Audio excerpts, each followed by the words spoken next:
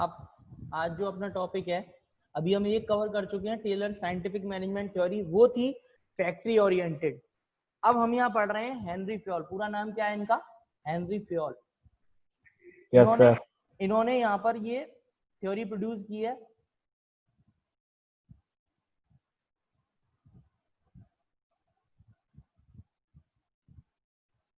अच्छा, according to Henry Fayol, specialisation promotes efficiency of workforce and increase productivity. यहाँ पे किस चीज की बात की है इन्होंने, किस चीज को प्रमोशन दिया? ये भी किस चीज की बात कर रहे हैं? फर्स्ट ऑफ ऑल स्पेशलाइजेशन क्या होना चाहिए। अगर हम स्पेशलाइजेशन लेके आते हैं ऑर्गेनाइजेशन में, मैं पहले ही डिस्कस कर चुका हूँ स्पेशलाइजेशन के बारे में, कि स्पेशलाइजेशन कब बोला जाता है? जब हम जब जो हमारे पास ह्यूमन रिसोर्सेज हैं उनको इस तरीके से मैनेज करेंगे अपनी ऑर्गेनाइजेशन में, इस तरीके से इन्वॉल्व कराएंगे डिफरेंट टाइप ऑफ एक्टिविटीज में, कि एक्चुअल में जो उनका एरिया ऑफ इंटरेस्ट है, वर्क एक्सपर्टीज है, एक्सपीरियंस है, उसी फील्ड में उस बंदे को हम काम करने के लिए दें। रीजन क्या होगा? जहां भी स्पेशलाइजेशन होता है वहां एफिशिएंसी ऑटोमेटिकली क्या हो जाती है? इंक्रीज कर जाती है। दूसरा, प्रोडक्टिविटी भी ऑटोमेटिकली ग्रो करती है। एक्चुअल में जो इन्होंने प्रिंसिपल दिए हैं, जो टेलर थे, टेलर ने जो थ्योरीज दी हैं जितनी भी, वो फैक्ट्री ओरिएंटेड है, वो प्रोडक्शंस की बात करती हैं। और जो इन्होंने हेनरी फ्योल ने जो प्रिंसिपल्स दिए हैं, 14 प्रिंसिपल्स पढ़ेंगे अपन यहाँ पे। ये जो प्रिंसिपल है, एक्चुअल में जो मैं इनको बात करूं तो मैंने जितना समझा है वो है ये एडमिनिस्ट्रेशन से रिलेटेड, एडमिनिस्ट्रेशन रिलेटेड थ्योरी। इन्होंने जितने भी प्रिंसिपल्स दिए हैं वो किससे रिलेटेड है? एडमिनिस्ट्रेशन की बात करेंगे। यहाँ कहीं भी अपन ऐसी कुछ भी चीज नहीं पढ़ने वाले जो ओनली फैक्ट्री से रिलेटेड हो। हम यहाँ पढ़ेंगे जनरल एडमिनिस्ट्रेशन के लिए, जनरल मैनेजमेंट के लिए क्या क्या हमें करना होता है। जैसे कि यहाँ दे रखा है, which is applicable to both technical and managerial activities. ठीक है, पढ़ते हैं कौन कौन से अपने यहाँ पे प्रिंसिपल हैं। ये 14 प्रिंसिपल्स हमको यहाँ पढ़ने हैं। सबसे पहला दे रखा है डिवीजन ऑफ वर्क, दूसरा बात कर रहा है अथॉरिटीज एंड रेस्पॉन्सिबिलिटीज, तीसरा है हमारा डिसिप्लिन, इसके बाद है unity of command, unity of direction, organisational needs over individual needs, fair payment for efforts, centralisation and decentralisation, chain of command, a place for everything and everyone, and treat people equality, limited turnover of employees, और encourage initiative and promote harmony. ये 14 principles हैं, ये 14 topics हैं जो Fayol's ने अपनी theory में, अपने प्रिंसिपल में यहाँ पर कवर्ड अप कर रहे हैं। क्योंकि अल्टीमेटली इन्होंने क्या बताया है कि ठीक है, फैक्ट्री का काम कर लिया, अब उसके बाद हमको जनरली क्या करना होगा, काम प्रोसेस कैसे हो, उस चीज को देखने के लिए हमें क्या करना पड़ेगा, ये कुछ प्रिंसिपल्स फॉलो करने चाहिए हमें किसी भी ऑर्गेनाइजेशन में। सबसे पहले बेसिक समझते हैं। सबसे पहला दे रखा है division of work. Division of work क्या कहता है? Work is divided in small part and job and trained specialist who is competent enough to perform that job does each work, thus it leads to greater efficiency, specialization and increase productivity। अब मैं division of work के लिए आपको बताता हूं, वही अपने ऊपर एग्जांपल से अपन इसको समझते हैं कि अगर अपनी कोई कॉमर्स की क्लास हो रही है और इस पूरी कॉमर्स की क्लास में हमारे पास सब्जेक्ट डिफरेंट डिफरेंट है, जैसे कि अकाउंटेंसी है, ठीक है, इकोनॉमिक्स है हमारे पास पढ़ने के लिए, हमारे पास बिजनेस स्टडीज भी है, ठीक है, ये हम डिफरेंट डिफरेंट टाइप के हम यहाँ पर सब्जेक्ट स्टडी करते हैं। ठीक है, इसके अलावा और भी काफी सारे अदर सब, मेन जो मैंने बताए ये 3 सब्जेक्ट हैं। अब इन 3 सब्जेक्ट कई के पास मैथ्स भी है तो वो भी इंपॉर्टेंट है। अब इन सारे काम को करने के लिए सपोज ऐसा किया जाए कि एक आपसे, आपके पास किसी मास्टर डिग्री वाले टीचर्स को बुलाया जाए और वही सारे के सारे सब्जेक्ट आपके क्या करें, वो सारे के सारे सब्जेक्ट वो एक सिंगल टीचर आपको पढ़ाना शुरू कर दे, तो क्या होगा? क्या स्पेशलाइजेशन वहां हो पाएगा? जैसा कि हमने अभी ऊपर देखा था कि हेनरी फ्योल ने क्या बात की थी। हेनरी फ्योल किस चीज के लिए बोल रहा था यहाँ, कि जब भी हम बात करेंगे स्पेशलाइजेशन की बात करेंगे, किस चीज को प्रमोट किया था? स्पेशलाइजेशन को किया था, क्योंकि इस स्पेशलाइजेशन को करने से हमारी एफिशिएंसी इंप्रूव होती है, और एफिशिएंसी इंप्रूव होने का मतलब ही हमने पढ़ा था मैनेजमेंट, कि मैनेजमेंट को लगाने का पर्पज ही ये होता है कि किसी भी काम की, किसी भी ऑर्गेनाइजेशन की एफिशिएंसी बढ़े। तो एफिशिएंसी बढ़ाने के लिए इन्होंने सबसे पहली चीज क्या बताई है? स्पेशलाइजेशन। अब स्पेशलाइजेशन को रिलेट करते हैं कि स्पेशलाइजेशन आएगा कैसे। स्पेशलाइजेशन लाने के लिए हमें क्या करना पड़ेगा, काम को बांटना पड़ेगा, क्योंकि एक सिंगल पर्सन जब सारी एक्टिविटी परफॉर्म करता है, कुछ कुछ इनका ये प्रिंसिपल टेलर्स की एक थ्योरी से मिलता है, एक टेक्निक से मिलता है, उसको आपने शायद पढ़ा हो, तो उस थ्योरी का नाम है क्या था अपना, फंक्शनल मैनेजमेंट वाली जो बात थी, वहां पे उन्होंने काम को डिवाइड कर दिया था प्लानिंग और एग्जीक्यूशन वाले दो पार्ट में, फिर उसके नीचे 8 फोरमैन लगाए थे और वो सारे वर्कर को सुपरवाइज कर रहे थे। सेम उनका भी कहना ये था, उनका भी कंसेप्ट परसेप्शन इसके पीछे यही था कि एक पर्सन अगर एक सारे की सारी एक्टिविटी को देखेगा तो कहीं ना कहीं उसकी एफिशिएंसी लेवल उतना नहीं होगा। इसलिए इन्होंने यहाँ क्या बात करी है, डिवीजन ऑफ वर्क, कि जब भी कोई ऑर्गेनाइजेशन में काम है तो उस पर्टिकुलर काम को छोटे छोटे टास्क में हमें डिवाइड करना पड़ेगा। इसीलिए जब भी कोई प्रोसेस होती है, जैसे कि शर्ट मैन्युफैक्चरिंग कंपनी है, तो जैसे शर्ट बना रही है तो शर्ट बनाने के लिए प्रोसेस काफी सारी होती है। सबसे पहले कटिंग होगी, कपड़े की कटिंग होगी, कटिंग के बाद कलरिंग होगी, कलरिंग के बाद क्या होगा, उसकी स्टिचिंग होगी, स्टिचिंग के बाद क्या होगी, उसकी पैकिंग होगी, पैकिंग के बाद हो सकता है उसकी टैगिंग वगैरह भी हो। ये सारा कुछ करने के बाद, फिनिशिंग करने के बाद, तब जाके हमें आज जो रेडीमेड शर्ट हम देखते हैं वो हमें अवेलेबल हो पाती है, राइट। तो इसका मीन्स क्या है, काफी सारी प्रोसेस से होके गुजरना पड़ता है एक पर्टिकुलर प्रोडक्शन एक्टिविटी को।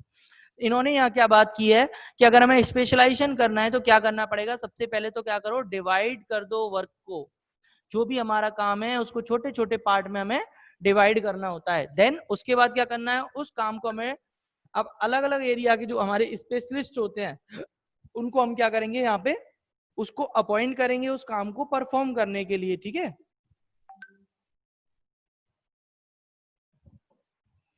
इससे होगा क्या, जब इस तरह के हम काम करेंगे, thus it leads to greater efficiency. जब हर पर्सन, जैसा कि मैं अभी आपको बता रहा था कि कॉमर्स है, कॉमर्स में 3 सब्जेक्ट है, तीनों को पढ़ाना, एक कॉमर्स एक एक्टिविटी हो गई, उसको 3 भाग में डिवाइड कर दिया कि अकाउंटेंसी मनोज गोयल सर पढ़ाएंगे, इकोनॉमिक्स शिवम सर पढ़ाएंगे, बिजनेस स्टडी मैं पढ़ाऊंगा। तो ये क्या कर दिया, डिफरेंट डिफरेंट पार्ट में आपको यहाँ डिवाइड करके दे दिया। इस डिवीजन का मतलब क्या था, काम को छोटे पार्ट में डिवाइड करने से एफिशिएंसी लेवल इंक्रीज हो गया।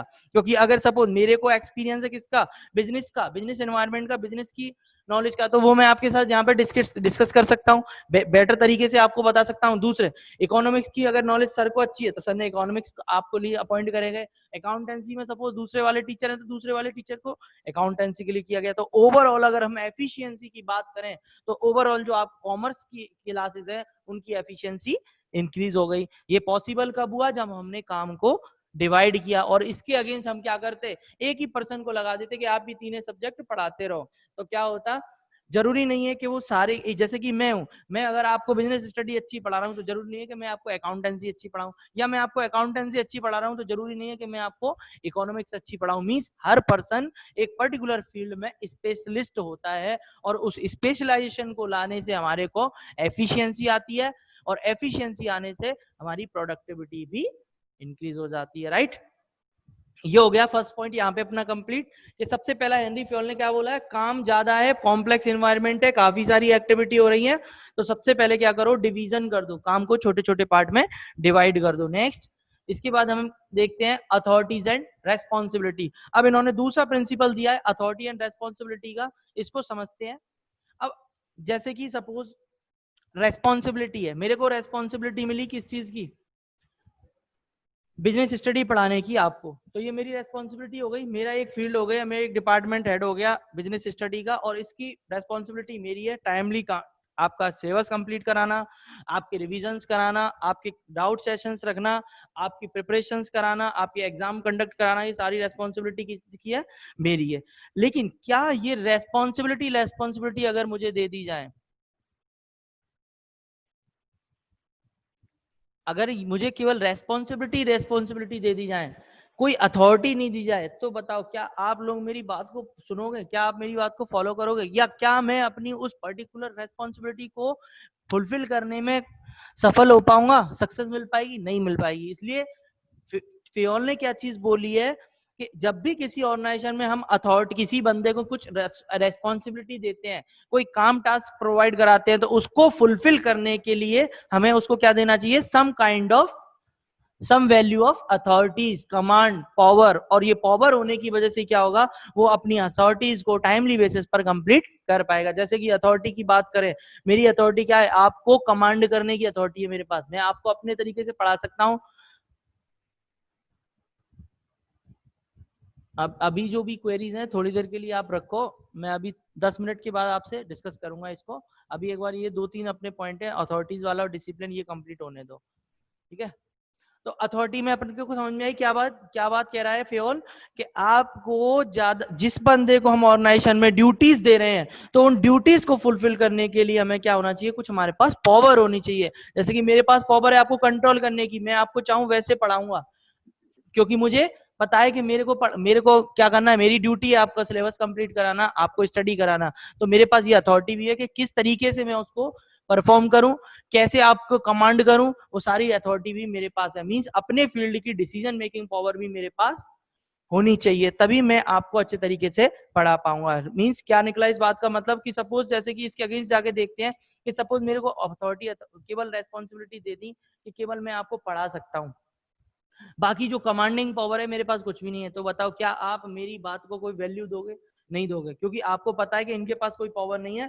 पावर देने वाले बंदे को ही आप जाकर कांटेक्ट करोगे या उसी की बात को आप फॉलो करोगे। और ऐसा होने की वजह से क्या होगा, प्रॉपर डिसिप्लिन या बोल सकते हैं प्रॉपर स्टूडेंट और टीचर का जो रिलेशनशिप है, फॉर्मल एनवायरनमेंट, वो क्रिएट नहीं हो पाएगा। तो यहाँ क्या बता रहे हैं, अब अपन फैक्ट्री में आते हैं। फैक्ट्री में बात कर रहे हैं, मान लीजिए एक पर्सन है, मैंने बोला कि ये सुपरवाइजर का के लिए आपको अपॉइंट किया है, सपोज अभी गोयल को हमने अपॉइंट किया कि ये सुपरविजन का काम देखेगा कि कॉमर्स की क्लासेस टाइम पर लग रही हैं या नहीं, कैसे लग रही हैं, स्टूडेंट टाइम पर उनका सिटिंग अरेंजमेंट है या नहीं, ये जो भी कॉमर्स रिलेटेड डिपार्टमेंट की जो भी रेस्पॉन्सिबिलिटी है वो एक पर्सन को हमने यहाँ पर प्रोवाइड करा दी। लेकिन अथॉरिटीज हमने इनको कुछ भी नहीं दी। अब अथॉरिटी ना देने की वजह से क्या होगा, बार बार इनको क्या करना पड़ेगा, मेरे पास आना पड़ेगा कि सर ऐसी ऐसी प्रॉब्लम है, इनको ये काम करवाना है, बताओ मैं क्या करूं।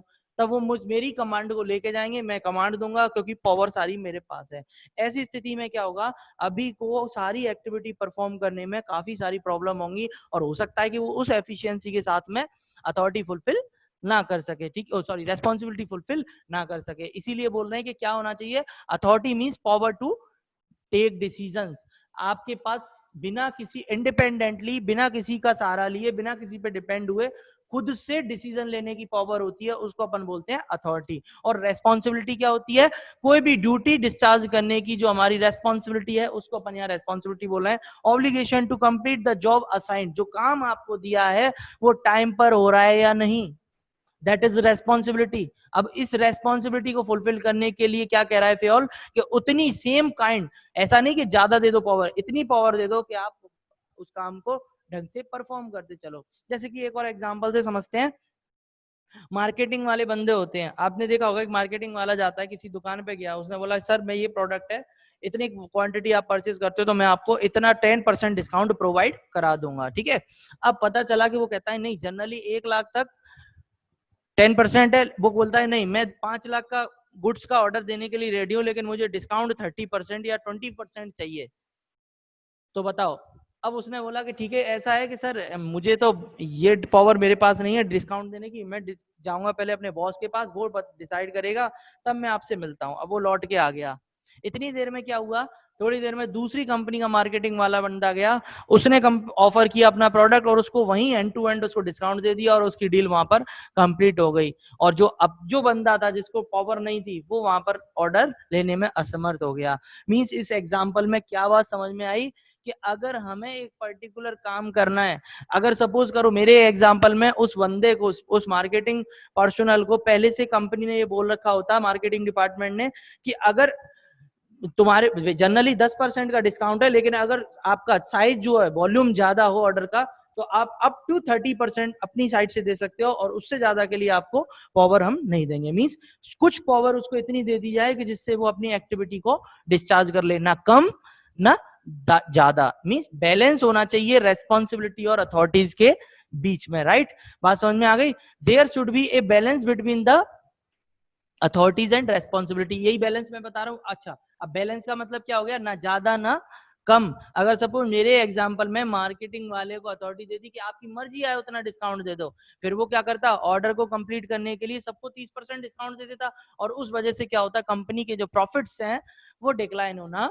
शुरू हो जाते हैं और ऑर्गेनाइजेशन का गोल अचीव नहीं होता। मींस ज्यादा अथॉरिटी देना भी हानिकारक है और कम अथॉरिटी देना भी नेगेटिव सिचुएशंस क्रिएट कर सकता है। Mayor responsibility without authority makes an executive less interested. और दूसरी प्रॉब्लम एक और क्या होती है, जब उसके पास कुछ पावर ही नहीं होती तो क्या होता है, वो इंटरेस्ट ज्यादा नहीं लेता अपने काम को परफॉर्म करने के लिए। अब लेस इंटरेस्टेड का मतलब मेरे एग्जांपल से ही समझो कि अब उसको पता है कि यार 10% से ज्यादा मैं दे नहीं सकता, उसने बोला ठीक है 10% का मिलेगा, लेना है कुछ तो ले लो, नहीं तो नहीं दूंगा। इट मीन्स क्या हुआ, कुछ टाइम के बाद उसके ऑर्डर्स की जो क्वालिटी है वो गिरने लगेगी, लोग उससे ऑर्डर लेना बंद कर देंगे और मार्केट में जो प्रोडक्ट की डिमांड है उस कंपनी की वो गिरना शुरू हो जाएगी। जस्ट बिकॉज ये हुआ क्यों, अच्छा इसका प्रोडक्शन से क्वालिटी से कोई लेना देना नहीं था, ये एडमिनिस्ट्रेशन से रिलेटेड बात थी।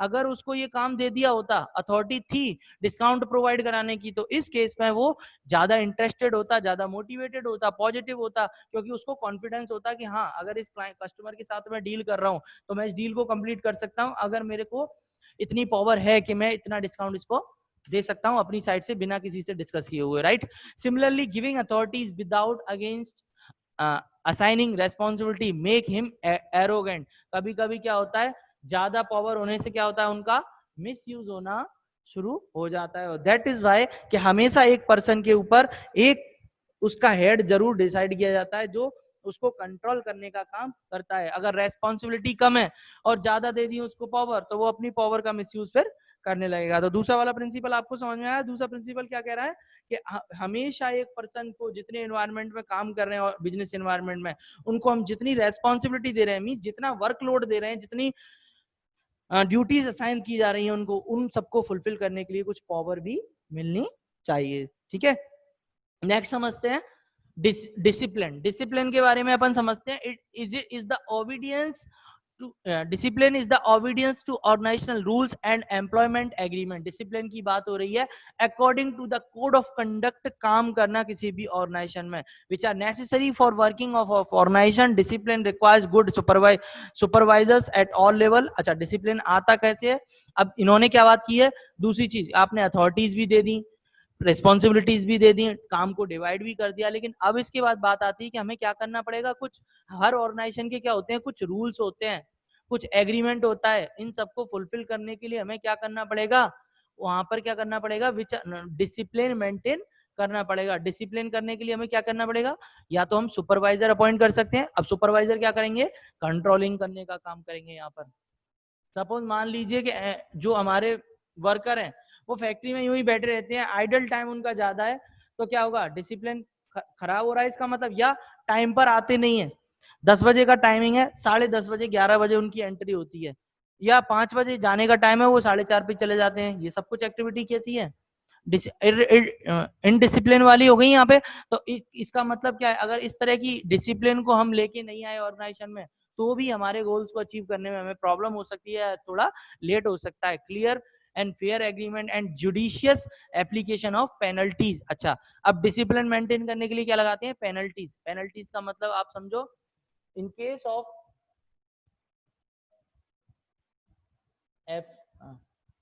Delay of more than half an hour of office timing may counted as half absent and accordingly